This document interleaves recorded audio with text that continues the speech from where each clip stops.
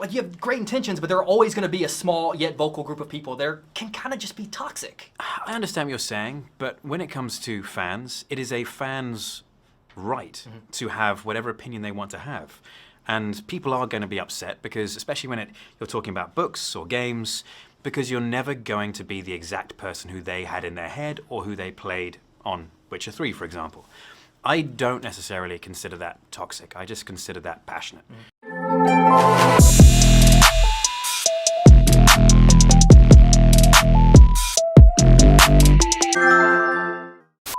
Welcome to Jay's Gamepad, everybody, and Wagwan. First and foremost, I'd like to ask if you could please like, subscribe, hit that bell notification if you like my content or any of my videos. Much appreciate you. Naughty Dog. Naughty Dog. It's continuing to do naughty things. Naughty Dog released their trailer during the Game Awards, Intergalactic.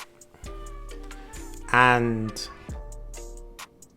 I have been seeing and hearing the reaction from gamers and from fans, and I've been hearing the drosh and the garbage that's been coming out of the Access media's mouth with their woke DEI agendas and shit. And I've been hearing a lot of aspects and opinions and perspectives in regards to this game or this trailer. Now, I'm going to start off by saying this.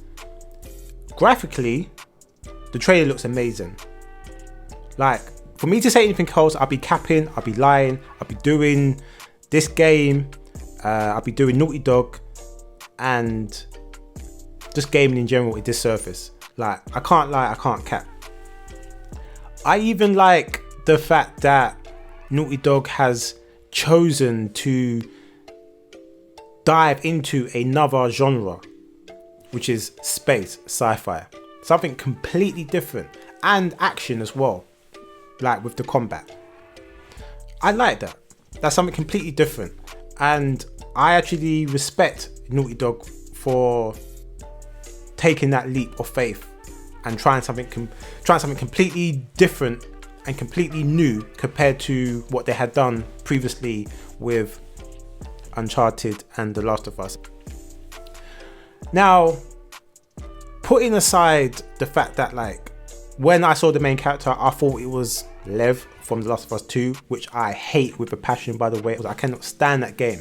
I can't stand the characters. I don't like the story. I don't like the plot. That game gets on my nerves. But this character looks very annoying to me, condescending. Obviously, it's a teaser trailer. We don't see that much in regards to the combat because it cuts off just as the main character is going into combat and stuff. But in terms of the character design, you know, it comes across very masculine to me. Character's got, like, you know, attitude, and comes across very, like, arrogant and condescending. And that wouldn't really be that much of a problem if the character was very witty, if there was, like, wit and humor mixed in with that, but you don't really see any of that. So in regard to getting people to like this trailer, to be interested into this game and the potential of what this game could be, I don't think Naughty Dog has done a very good job. But we know why this character looks and acts the way that this character does. But, like, when I saw how they turned off the comment section, but Sony didn't, so they could actually read what everyone was thinking and saying in regard to this trailer, it just made me laugh, because the thing is that, like, I get it, but I do think at the same time Naughty Dog needs to do better. And the reason why I say this is because you might not be aware of this, but I'm a graphic designer. I'm a freelance graphic designer. I've been doing it for a very long time. I'm an artist. I went to college. I went uni. I got my degree.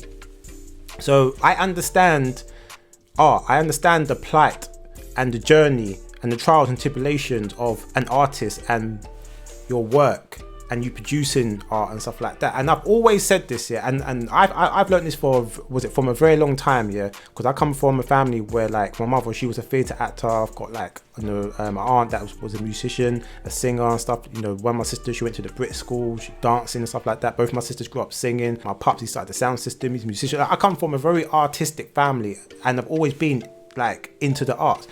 And I learned a long time ago, yeah, that when you create something here, whether it's art, graphic design, music, gaming, films, whatever, as a creative, you are pouring a part of yourself into it. Whether it's your experiences, whatever it is, you are pouring yourself into it. So when someone looks at a piece of art and says, I don't like it, I understand as an artist that you are going to be offended, you are going to feel a certain way. But the one thing that like you need to understand, that as an artist, you have to develop thick skin, and you have to understand that like, just because someone doesn't like a piece of your work, you know, like, you don't need to take it personally. Like, you have to be able to divorce the fact that like these people are people that have opinions or negative opinions on your said work, are not doing it out of like hate. They're not being malicious. Now, the thing about art, yeah, art is meant to pull and provoke different feelings and emotions, and art is meant to be subjective. So just because like one person can't see what I tried to do, it doesn't mean it's a bad thing. If anything, that's a good thing, even if it's negative or good. Two people meant to be able to stand there and look at a piece of work or play a game and get different things from it. Yeah, you can get the same things or similar things, but if you get different things from it, that's cool as well, because it's meant to be subjective. So gaming is subjective. Music is subjective. Anything that is artistic and creative is subjective, and there's nothing wrong with that, and it's meant to be. So for a developer or for an artist to get pissed off or annoyed because somebody does not like what they're doing is wild to me. And especially when you want to pump your game full of woke ideology and you pump it full of DEI for the sake of it. God damn it! You can't make this shit up! Now, you might make an argument and say, but art can be about anything. And you are right, art can be about anything. But when your whole ideology as a game studio in regards to developing these games is to put DEI and woke agenda before your creativity, then no, no, you're fucking up. God damn it! You can't make this shit up! So, when Naughty Dog turns off the comment section because they don't want to hear people's reaction, that's not good. Because in the game industry, or just like if I was a painter, for example, and I was trying to sell my paintings, yeah, I can't then start like degrading and calling like the people that are coming to view my work that might potentially buy my work racist or homophobic or stupid or not intelligent or dickheads because they can't see what I tried to do. Like, you don't do that, because if you do that, then the same people you want to come and look at your work, they're not going to come, and they're definitely not going to buy your work. God damn it! You can't make this shit up! And it's the same thing with these game studios. The same thing with Naughty Dog. As an artist, you have to develop thick skin. Yes, it can hurt. Yes, it can. You can be sensitive, but you also got to know to roll with the punches, and not to take everything personally. Emotional, damn it! And it's a double-edged sword when you're an artist as well. I get that.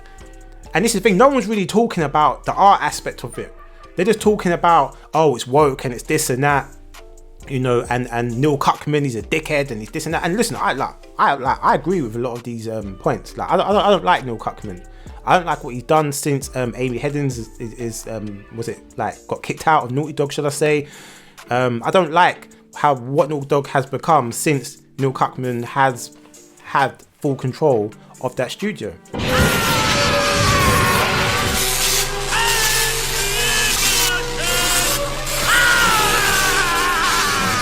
But as a creative, he has no right to turn around and degrade the gamers and the fans just because they don't like what they see. It's their right.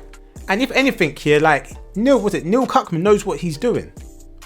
He knows what he's doing. He knows a lot of people don't like it. But the thing that like makes me laugh here is that in the game industry, it's very rare that you can be creative. Was it very creative? Yeah, try something new and make money. It's very rare that this actually happens. And when it does happen, you tend to find that a lot of these game studios want to keep that formula, and they don't really want to like mess up or do anything, you know, to stay away from that, because it's like a perfect storm where you get to be creative and you get to get your put your artistic point of view across out to the world so they can experience the game and stuff like that. And also you can make money from them. I mean, the publishers make money, everyone's happy.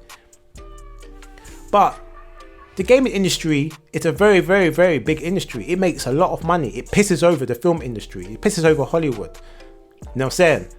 But the thing is, just because the game industry has so much money, it doesn't mean that like it's too big to fail. Nothing is too big to fail. All it means is that like you might, I mean, like the film industry might be like, you know, halfway where Mount Everest is, for example, and the game industry is at the top of Mount Everest. But the only difference is that when you fall, you got a longer distance and a harder fall. You know what I'm saying? That's the only difference. But you're gonna fall. One misstep, you're on that, you know what I mean, like, what's it like, you're on that mountain, you go flying down, it's game over. You know what I'm saying? That's it, man. Game over, man. It's game over. What the fuck are we gonna do now? What are we gonna do? So where the film industry looks like it's slowly starting to recover, you know what I'm saying, because the pendulum's swinging back to the center, or maybe more, I mean, wherever where it's more common sense, the game industry, you know what I mean, like, it might take longer for them to swim back because there's more money. But what that means is that with every flop, it means more money gets burnt. It means that like Sony and Microsoft and Nintendo or whatever company, Ubisoft, are going to be less likely to take certain risks, because these games are not cheap. They are fucking expensive. Like, you only got to look at the budget of a lot of these games, and it is crazy when you factor in, you know, the advertising budget and stuff like that. Like, it's wild. So for a game studio to come out and start dissing the gamers and the fans, the people that you actually want to come and buy your game and play it and give you good to decent reviews, it doesn't make any sense for you to do that. Just because you, I mean, just because you want to stand on a hill, that doesn't even make any sense. God damn it! You can't make this shit up! Like, the woke agenda, the word woke, the meaning woke isn't even what it originally even meant. It's been bastardized a long time ago. And you can argue about the meaning in the dictionary, but it doesn't mean what it means in the dictionary anymore. It just doesn't. It's been co-opted and it's morphed and mutated into this bastard form for how many years? This DEI bullshit, it's just pandering. It's just pandering. At the end of the day, all anybody really wants is just a fair opportunity, you know, to, you know what I mean, to everything. If I have the same qualifications as somebody that's white, we've got the same skills and stuff like that, you know, like, I just want the same opportunity to get the same job. Not to be looked at any different because of the color of my skin, but the content of my character and the body of work that I've put in, my experience. That's it. That's all most people want. If you ask any normal person in everyday life, that's all they want. You know what I'm saying? So when you want to pump real world politics into gaming, when people game because they want to, you know, get away from the real world, it's a form of escapism. It doesn't even make sense. You're hurting your own game. You're hurting the gaming. You're hurting the game industry. And the gaming access media. We all know how they stay. We know Wagwan. We know where their tongues are firmly inserted. God damn it! You can't make this shit up! It just is where it is because they want their access. But at the end of the day, Naughty Dog and all these studios and gaming industries and world access media, they need to stop this BS, man, because they are really hurting themselves. Because it's just become echo chambers. The world is bigger than the echo chambers that they work in and live in every day. And if these studios like Naughty Dog want to make money, continue making money, then they need to fix up with their game. They need to give the gamers what they want, because the thing is here is that the difference between like creating a piece of art, like painting or whatever, is that you're not really like producing work for anybody. You're just doing it because like you have a creative spark, and if people come and enjoy it and people want to buy it, then God bless, you know what I'm saying? Like, better for you. But in the graphic design industry, like myself, I have to produce what the client wants from the design brief. If I don't give them what they want, or I don't come up with something which I might think is better for them, their company, because obviously, like, you know, I've done the research and stuff. If I end up listening to what they want and incorporating that into designing what they need, then they're not going to be happy, and they're definitely not going to pay me my money. And it's the same thing with the gaming industry. So I don't get how Naughty Dog and a lot of these game studios think that it's okay to come out and start cussing the fans just because you think that they're racist because they don't believe what you believe. God damn it! You can't make this shit up! Like, the day that everybody thinks the same and believes the same and acts the same and dresses the same and goes to the same places, and the world will become a very dry and boring place. That's it, man. Game over, man. It's game over. What the fuck are we gonna do now? What are we gonna do? And in gaming, where it's meant to be about creativity and storytelling and bringing like brand new worlds that like we can't even comprehend or perceive and stuff, and these, you know what I'm saying, like the moment you stop doing all that, gamers are gonna stop buying your game. Because the difference between us gamers and the access media is that we actually buy games and we play them, and I think that we have a right to voice our opinion, and if we don't like something, we will vote with our wallet. So I will say this: Naughty Dog, you continue doing your BS, and all the other game studios and devs, you know what I'm saying, with your woke ideology and your fake DEI policies and whatever, you carry on doing your bullshit because it's not working. It's not working at the end of the day. You can keep on doing it, but the bottom line is, are you making money? And if you don't have that balance of the creativity and the publishers being able to make money, then your studio is going to go under, to get bought out. Half of the developers are going to get kicked out because that's what they always do. They get rid of them, streamline it, and stuff like that. And the creativities and the creatives that were there that brought good games once upon a time, they ain't going to be there no more. Then we're going to get dry shit games. You're going to be out of job. The game devs are going to be out of job. We're not going to be buying any games because we're going to vote with our wallets, and your studio will go under. Whether it's Microsoft or Sony that pulls the strings, pulls you back and tells you to fix up. That's what's going to happen. And the only reason why that like it's only lasted this long is because there's so much money in the game industry, but it can't last that much longer because, like I said, it's the same thing with Hollywood and the film industry. But when you fall, you will fall hard. You fall harder. You break every bone in your body, and it's not going to be nice. You know what I mean? So I don't know, man. I look at like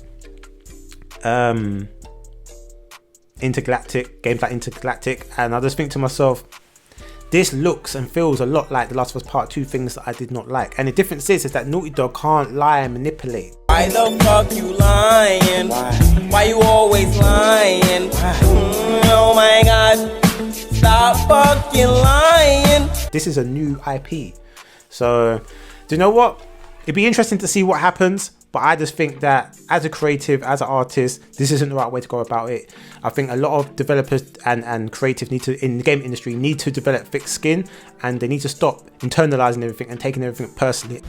Emotional, damn it! And I know it's hard because you being an artist can be a double-edged sword. I get it. I actually get it. But you have to develop thick skin and not take things personally. When it comes to fans, it is a fan's right to have whatever opinion they want to have, and people are going to be upset because, especially when you're talking about books or games, because you're never going to be the exact person who they had in their head or who they played on Witcher 3, for example. I don't necessarily consider that toxic. I just consider that passionate. And no one else is saying this shit online, but I will say it. You know what I'm saying? Anyway, this video's gone longer than what I thought it was going to be, but I just thought I'd get this off my chest because I wanted to say it. But yeah, slightly different opinion. But anyway, what did you think of the Intergalactic trailer? Did you like it? Did you dislike it? Do you agree with my opinion? Do you disagree? Yeah, let me know in the comment section below your thoughts, opinions, or feelings. You know what I'm saying? But yeah, anyway, I hope you enjoyed this video. If you did, please like, subscribe, and hit the bell notification if you like man's content or any of my content. You can also hit me up on the social, Twitter, Instagram, and Twitch, Jay's Gamepad across the board. You ain't got to tap, press anything else but that. And also, if you want to hit me up on PlayStation, my gaming name is MrGhostProtocol. So I guess I will see you and speak to you real soon.